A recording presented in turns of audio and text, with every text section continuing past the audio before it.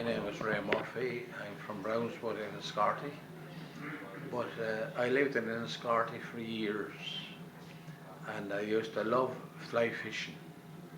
And I remember going down one morning beside this bridge here on the River Slaney, and I cast out my rod as any flyman do, and the fly just happened to land at my foot, and then I just put up the cast again, and there in me hold, what was there, only a 4 pound trout. But I had only been there for about 2 minutes. That was the equivalent of winning the lottery today. Yes, it was indeed. Well, that's fantastic. Isn't it great when you get something like that? And, and was that in that river where we're looking now? Yes, it was just down south of that river. Oh, good. Where I caught the trout, and I believe it was the biggest experience I ever had in my life. The picture is brilliant, and it reflects everything in Enniscorthy, and I think the castle and the reflection in the river is great altogether. But it's interesting you say that, because there's not many towns in Ireland that have that kind of a picture. Like it's like a scene from a Disney movie with somebody pushing a castle up behind it. It is unusual, isn't it? It is indeed.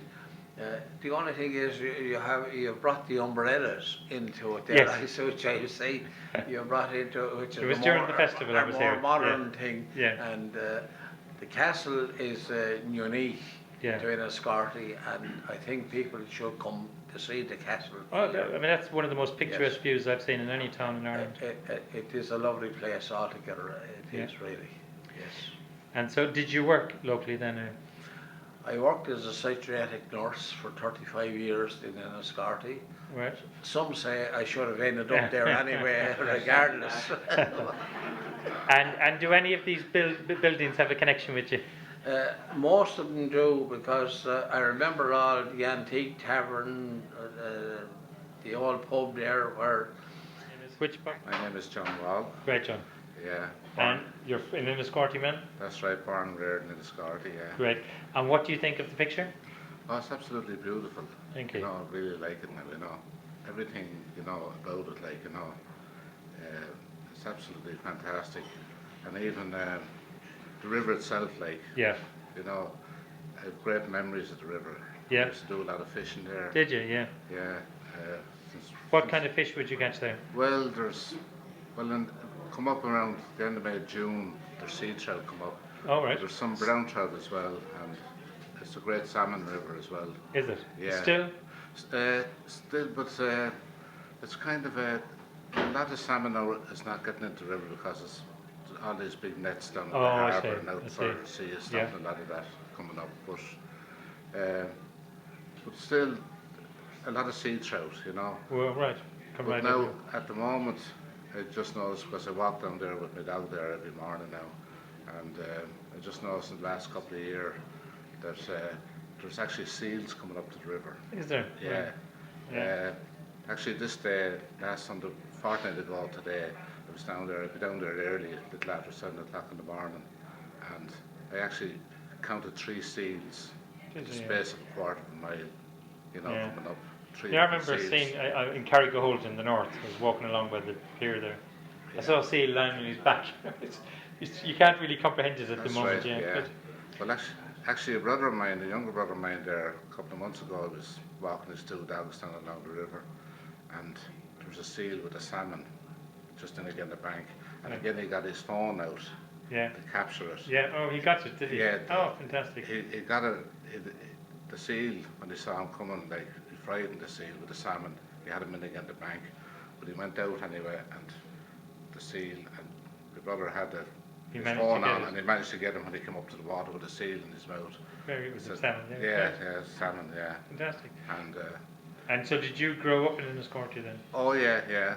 Actually, not far from there, the castle, a couple of 100 yards at the back of the castle. Oh, right. Yeah, that's where we lived, and we used to always play. The river is a great attraction. That's where we, you know, spent most of our time. Yeah, the Cotton Tree pub. It's called the Cotton Tree. It's called the Cotton Tree. What's it called? It's changed name now, is it? Yeah, it's what they call it now, Hurricanes now. Yeah. And to the left of Cotton Tree was actually here, just on the far side of the bridge there. There was a cotton tree. That's where it got its name. Yeah, at the time of the battle in Vinegar Hill, 1798. Like, Right. tied their horses to the tree. You know, that's the. Oh you my know, God. Yeah. Yeah. yeah. But that's a great little town now. You know. Yeah, yeah. You know. No, I was really, even that day I was looking around to try and get a nice picture. I was very Yeah. surprised when I just landed in that spot, and I thought, wow, I've got it. Yeah. Yeah. And once you get the right picture, you've got Yeah. it. So listen, that's great. Yeah. Thank you very much now. No problem. Yeah. Okay, my name's Liam Doyle, Great name. and I swear to tell the whole truth, nothing, and everything except the truth. Yeah, this picture brings back some terrible haunting memories. Yeah. I'm from Gorey, 80 Okay. miles south of Enniscorthy. I love the picture. Great. I love Enniscorthy. I Yeah. fell in love with Enniscorthy. Sold my house in Gorey You look at me. and Yeah. bought a house in Enniscorthy. And I've Oh, been living how there long ago was that? 15 years ago. Very good. Are you still a blowing? I'm still blowing, yeah.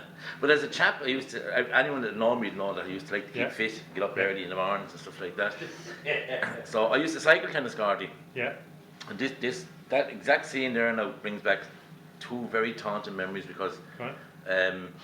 I was about 7 o'clock one morning. I was just down at the end of the steps there after having a Got it swim. pointed out? Yeah, just here. I was after having a swim there about 7 o'clock, and geez, I turned to one side, and people don't believe the story when I tell them.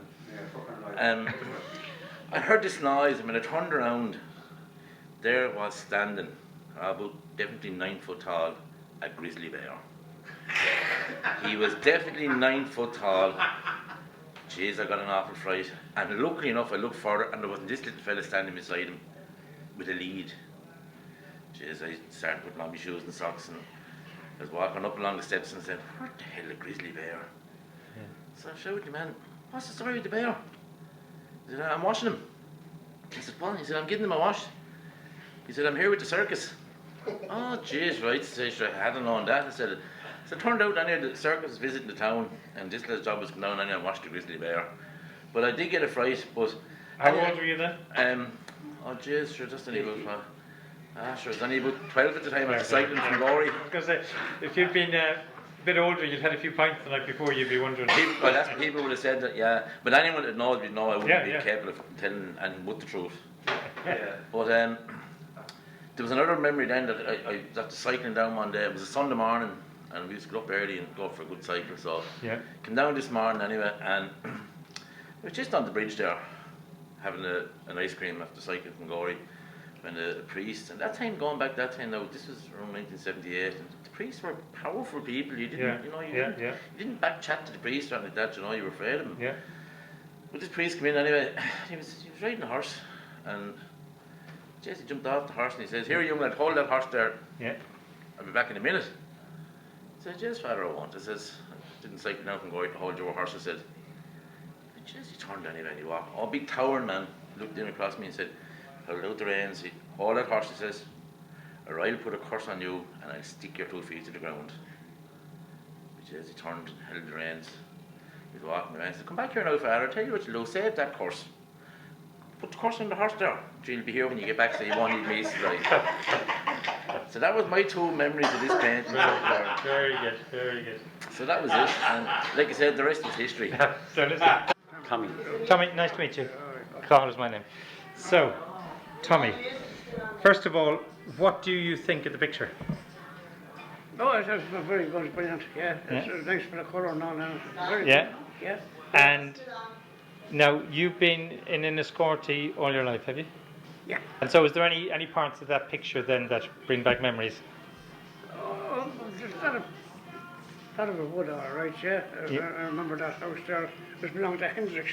Did you work in Enniscorthy Yeah. town? Oh, did you? Yeah. And what did you do? Carpentry and joinery. Oh, all right. Yeah. Yeah. So did you build anything in that picture?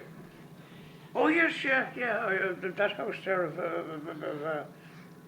That one you mentioned, the grey one, is I it? mentioned, yeah. I done Yeah. all the front for that, yeah. Oh, I done right. all the joinery for that.